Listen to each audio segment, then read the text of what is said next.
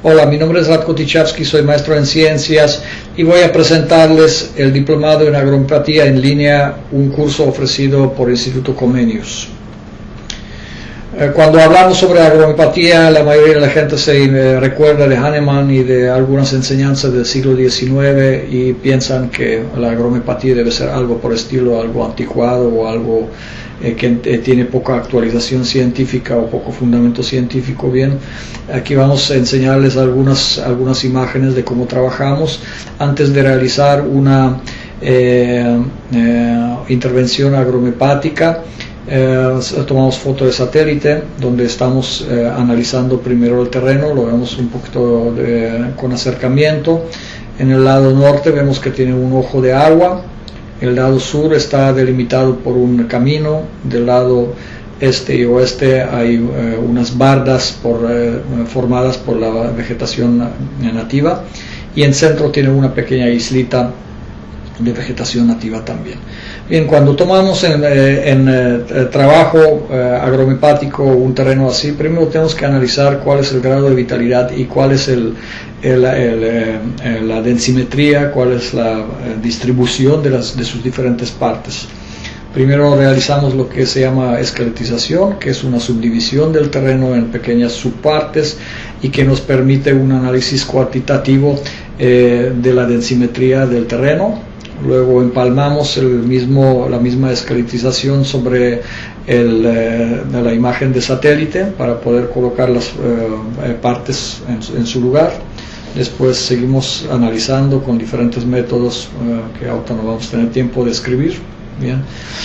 Expresamos numéricamente la tesigrafía, la densimetría la expresamos en números, en el número de píxeles. Luego traducimos este número de píxeles a alguna medida conocida, por ejemplo metros cuadrados, y luego volvemos a expresarlo en coordenadas de GPS, de geoposicionamiento.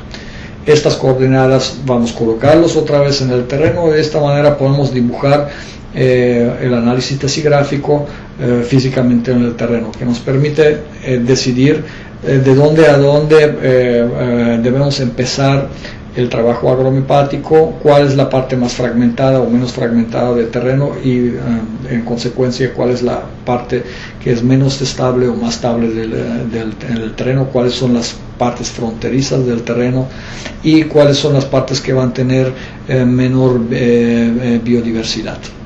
Bien. Aquí están algunos otros análisis que realizamos. Es densimetría en píxeles. Aquí eso nos permite comparar cuantitativamente dos imágenes y analizarlas, cuál es su grado de fragmentación y desde luego también cuál es su grado de vitalidad. Aquí vemos la transformación de Voronoi, que es un proceso que también computarizado que permite descubrir algunas características densigráficas. Bien, y aquí vemos ya la aplicación de la esqueletización sobre una imagen de satélite. En este caso concreto es una parte de un bosque en Isla Mallorca donde se va a realizar una reforestación con ayuda de agrohomeopatía. En el primer módulo vamos a hablar sobre la introducción a la agrohomeopatía. Vamos a ver cuáles son los orígenes históricos de la agrohomeopatía. Vamos desde Hipócrates, Galeno, Paracelso, Hahnemann, Steiner, Kolisko. Vamos a hablar sobre Schauberger, sobre Ehrenfried Pfeiffer y la cristalización sensible, cómo podemos utilizarla como una herramienta muy útil y muy buena en agrohomeopatía. Segundo módulo se dedica al suelo como organismo vivo. Habla sobre el olón y su manejo, sobre el suelo como organismo vivo y sus características, sobre macro y microelementos. Vamos a describir las sales de Heinrich Schissler.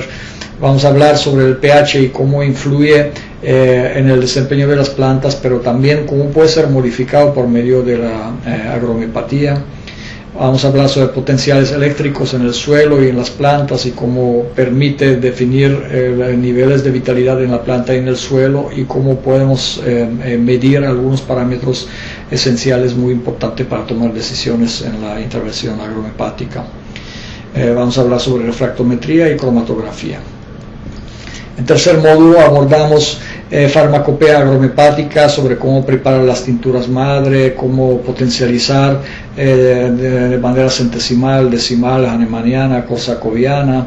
Vamos a ver las diferencias y diferentes tipos de potencialización manual y mecanizada.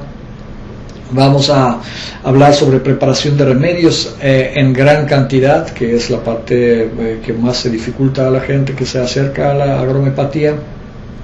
Y desde luego abordamos algunos temas controvertidos, como es el número de Avogadro, que es el límite, digamos, de dilución, y vamos a analizar algunos escritos de Jacques Benveniste. En el siguiente módulo vamos a hablar sobre transmutación biológica de Kebran. Vamos a analizar la tabla de Mendeleev de otro punto de vista nuevo, y vamos a hablar sobre reacciones nucleares de baja potencia y sobre la transmutación biológica en la agrohomepatía.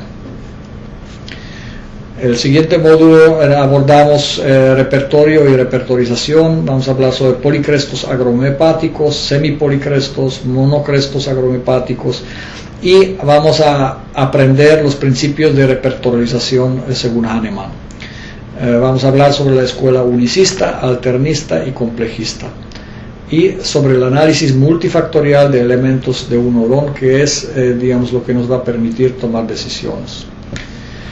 Siguiente módulo vamos a abordar reproducción vegetal y la agrohomepatía, de cómo utilizar homeopatía en germinación, los tipos de dormancia, cómo influirlas con homeopatía. Vamos a hablar sobre reproducción por esquejes y homeopatía, injertos y homeopatía, que son temas bastante útiles para los viveristas y para productores. El siguiente módulo aborda la temática de biotipología de suelos y plantas, cómo observar las plantas y suelos. Luego vamos a hablar sobre biotipos básicos en suelo, en semillas, en plantas y en el agua, cómo distinguirlos y cómo utilizarlos para una repertorización agrohomepática.